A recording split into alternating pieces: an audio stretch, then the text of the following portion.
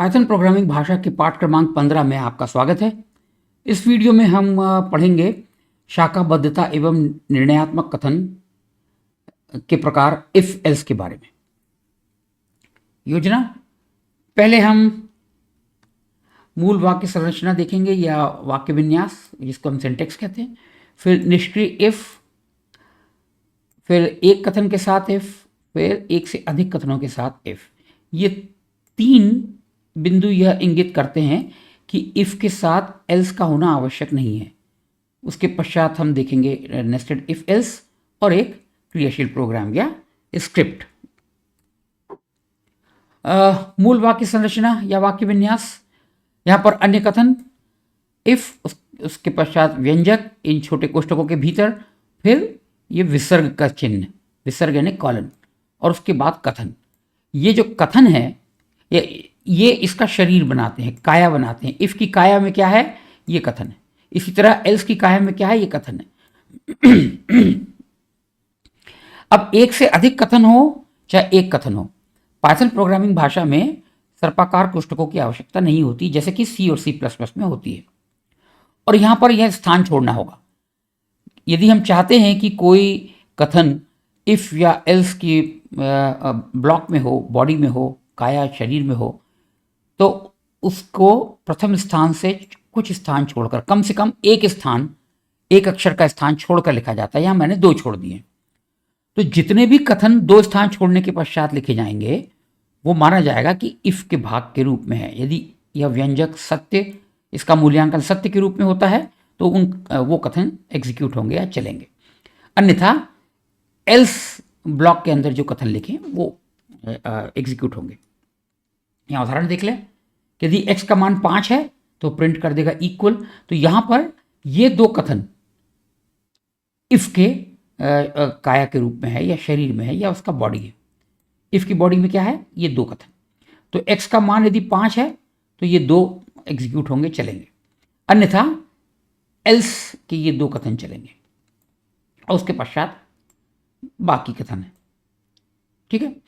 यहां एक बात और महत्वपूर्ण है कि इफ एवं एल्स कुंजी शब्द हैं, यानी इनका प्रयोग आप किसी और प्रकार से नहीं कर सकते। इनका प्रयोग आप उसी तरह से करते हैं जिसके लिए ये परिभाषित हैं। अब निष्क्रिय इफ, अन्य कथन इफ व्यंजक, यहां मैंने उल्टा कर दिया है, यहां पे उल्टा कर दिया। यहां आप देखिए ऐसे होना चाहिए था। ये ओपनिंग ब्रेस बोलते हैं और क्लोजिंग ब्रेस। तो ये ओपनिंग ब्रेस यहां लिख दिया मैंने, गलती हो गई टाइपिंग में, और ये क्लोजिंग ब्रेस इस तरह से लिखे। ठीक है। तो कोई कथन इसके भीतर नहीं है तो ये कुछ भी एग्जीक्यूट नहीं होगा। इफ एकल कथन सहित, तो यहां पर एक ही कथन है। तो यदि व्यंजक सत्य है तो यह कथन चलेगा, अन्यथा एल्स ब्लॉक तो यहां है नहीं, तो इसलिए बाद वाले कथन है वो एग्जीक्यूट होंगे। तो यहां पर हम उदाहरण देख लें।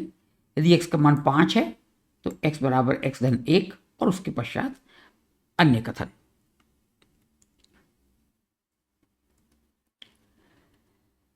फिर है एकाधिक कथनों सहित। तो इफ यदि व्यंजक सत्य है तो जितने भी कथन यहां लिखे होंगे हमने, वो सारे कथन एग्जीक्यूट होंगे। उदाहरण देख लीजिए इधर। यदि x का मान 5 है तो ये एक कथन ये एग्जीक्यूट होगा, फिर ये होगा, उसके बाद ये होगा, और उसके पश्चात इफ ब्लॉक समाप्त होगा। नेस्टेड इफ एल्स, ये देखिए यहां पर एक बात ध्यान रखें कि एल्स उतनी ही संख्या में होंगे कम से कम जितने इफ हैं। कहने का तात्पर्य यह है कि प्रत्येक एल्स के लिए एक यूनिक इफ होना चाहिए, अद्वितीय इफ होना चाहिए प्रत्येक एल्स के लिए। लेकिन प्रत्येक इफ के लिए एल्स का होना आवश्यक नहीं है।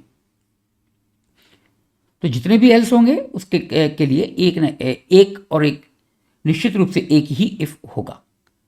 तो यहां पर देखिए, इफ यदि व्यंजक सत्य है तो ये कथन होंगे एग्जीक्यूट, नहीं तो वह इस एल्स में प्रवेश करेगा। इस एल्स में मैंने एक और इफ एल्स का प्रयोग किया है। सो यदि इसका व्यंजक सत्य है तो यह कथन चलेंगे, अन्यथा इस एल्स में प्रवेश करेगा। इसी तरह तो हम अन्य इफ एल्स भी इफ के भीतर भी लिख सकते हैं, एल्स के भीतर भी लिख सकते हैं, जैसी हमारी आवश्यकता होगी। और सैद्धांतिक रूप से या कह सकते हैं व्यवहारिक रूप से कितने इफ एल्स के भीतर कितने इफ एल्स हो सकते हैं इसमें की कोई सीमा नहीं है।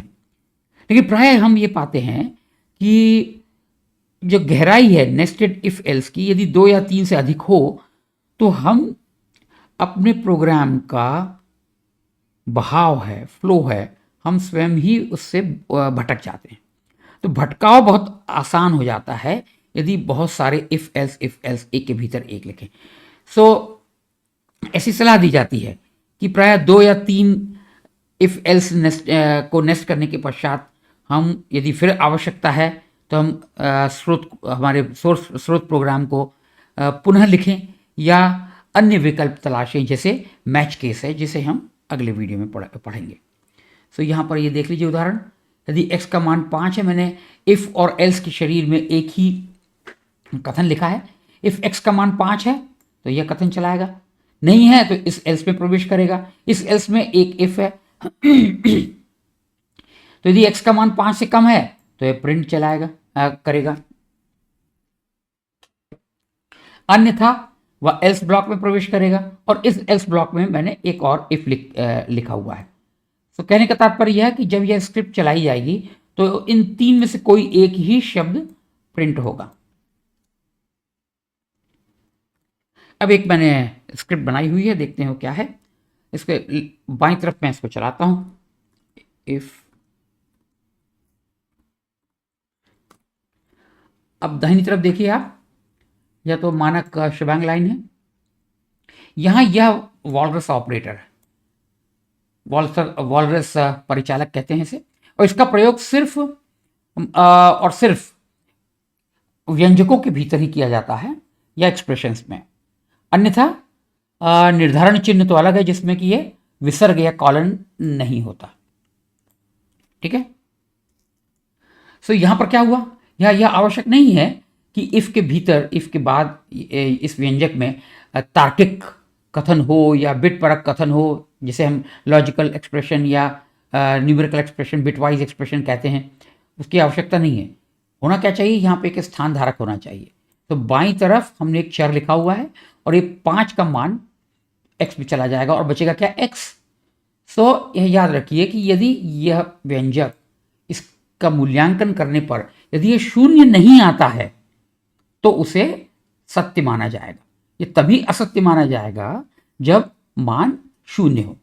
तो यहां पर इसका मान 5 होगा तो यह प्रिंट करेगा 5, x का मान 5, जो कि यहां पर स्पष्ट है। इसी तरह से ऋण 1 भी एक व्यंजक है। कोई आवश्यक नहीं है कि इसमें तुलनात्मक चिन्ह हो, तार्किक चिन्ह हो, कोई आवश्यकता नहीं है। यह हमने एकल ऋण चिन्ह का प्रयोग किया तो यह ऋण 1 है। ऋण 1 क्या है, यह भी एक व्यंजक है और इसका मूल्यांकन करो तो क्या आएगा, ऋण 1, जो कि 0 नहीं है। तो इसका मान भी सत्य ही माना जाएगा। तो यही पंक्ति सदैव एग्जीक्यूट होगी। यह पंक्ति कभी एग्जीक्यूट होगी ही नहीं, क्योंकि यहाँ ऋण 1 है और ऋण 1 में कोई बदलाव संभव नहीं है। तो यहाँ देखिए, यह इसने प्रिंट किया, दिस विल ऑलवेज एग्जीक्यूट। एक बात और, इस तरह की परिस्थितियों में आवश्यक नहीं है कि हम छोटे कोष्टकों के बीच में ही व्यंजक लिखें। ऐसी स्थिति में हम बिना उसके भी लिख सकते हैं कि इफ, उसके बाद कम से कम एक स्थान छोड़ दीजिए और व्यंजक लिख दीजिए, तो वह भी हम कर सकते हैं। अगला है निष्क्रिय इफ। इसमें क्या है, x बराबर 5, ठीक है, और ओपनिंग ब्रेस और ये क्लोजिंग ब्रेस। हम दोनों 2 पंक्तियों में इनको लिखने की आवश्यकता नहीं है, चाहे तो हम एक ही पंक्ति में दोनों को लिख सकते हैं। तो यहां पे कोई कथन तो है नहीं एग्जीक्यूट करने के लिए, ठीक है। तो हम अगले कथन पर आते हैं। इफ एल्स है ये, x का मान क्या था, 5, तो यहां इसने 2 से भाग कर दिया, शेषफल चिन्ह है, ये परिचालक है, मॉड ऑपरेटर जिसे हम कहते हैं। तो परिणाम क्या है, 1, जो कि 0 नहीं है। अर्थात यह इस व्यंजक का मूल्यांकन करने पर हम पाएंगे कि मान असत्य ही होगा। क्यों, क्योंकि वह 0 नहीं है। तो ये एल्स ब्लॉक में प्रवेश करेगा और यहाँ पे प्रिंट कर देगा ऑड। ये देखिए, इसने प्रिंट कर दिया ऑड। अब मैं इसको थोड़ा सा स्क्रॉल कर दें ताकि आप बचे हुए स्रोत पंक्तियाँ देख सकें। यहाँ पर मैंने क्या किया कि एक चर लिया है और एक इनपुट फंक्शन का प्रयोग किया है। तो यह इनपुट फंक्शन क्या कर रहा है, मेरी प्रतीक्षा कर रहा है। यहाँ पर आप देखेंगे कि मैं कोई मान उसको उपलब्ध कराऊं और इसने ये एंटर CGPA, यहाँ पर ये अपने को इंगित कर रहा है, संकेत दे रहा है कि हमें एक वास्तविक संख्या जिसका मान 0 और 10 के बीच में है, दोनों मान भी सम्मिलित हैं इसमें, वो उपलब्ध कराएं कुंजी पटल से। लेकिन एक संकेत ये भी दे रहा है कि वह अपेक्षा रखता है कि दशमलव के बाद अधिकतम 2 अंक ही उपलब्ध कराएं। लेकिन यदि आप 3 भी करा देंगे तो हमने इसकी व्यवस्था की है ताकि वो उसको फॉर्मेट कर देगा। और एक बात और याद रखिए हमेशा कि जब भी हम पाइथन में इनपुट फंक्शन का उपयोग करते हैं, वह जो भी आप कुंजी पटल पर उपलब्ध कराते हैं उसको एक अक्षर श्रृंखला के रूप में, यानी कैरेक्टर स्ट्रिंग के रूप में पढ़ता है। तो यहाँ पर CGPA क्या है, यहाँ पे जब ये इनपुट फंक्शन समाप्त होगा तो वह क्या रिटर्न करेगा, अक्षर श्रृंखला।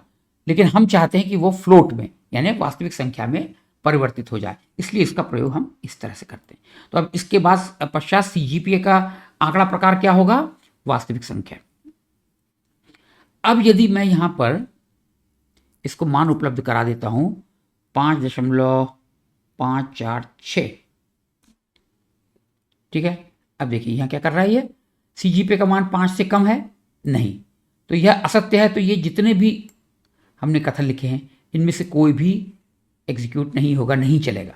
क्यों? क्योंकि यह व्यंजक तार्किक है और इसका मान असत्य है। तो यह क्या करेगा, एल्स भाग में प्रवेश करेगा। और एल्स के भीतर हमने एक और इफ एल्स लिखा है, तो यह एल्स इस इफ के साथ है। सो CGPA का मान क्या 5 है, नहीं है। तो ये जो 4 कथन है ये भी एग्जीक्यूट नहीं होंगे।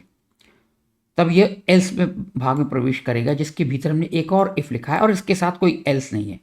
तो क्या CGPA का मान 5 से अधिक है, हाँ, तो यह सत्य है।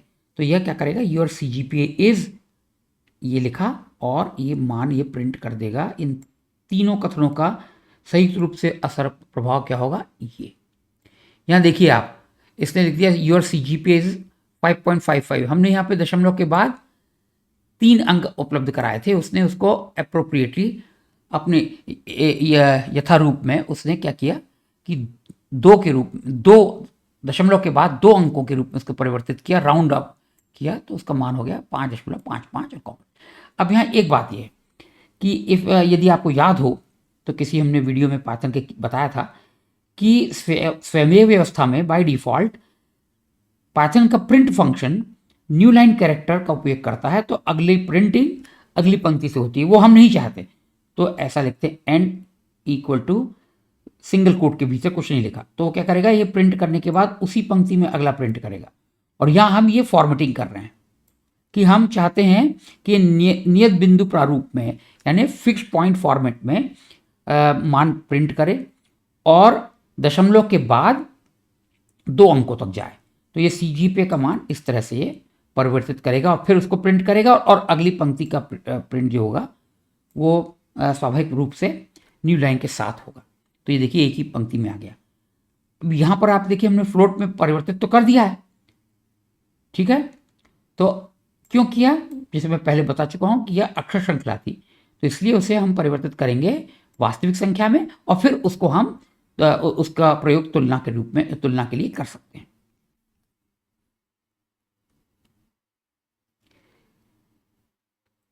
तो यह था क्रियाशील स्क्रिप्ट। अब अगले वीडियो में हम पढ़ेंगे दूसरा प्रकार, एक अन्य प्रकार, शाखाबद्धता एवं निर्णयात्मक कथन। इसका प्रयोग कब करते हैं, जब बहुत अधिक अत्यधिक रूप से इफ एल्स नेस्टेड हों, तो संदेह न हो, भ्रम की स्थिति उत्पन्न न हो। इसलिए मैच केस, हम इसे स्विच केस C या C++ की तरह नहीं बोलते, यह है मैच केस। इस वीडियो में बस इतना ही, धन्यवाद।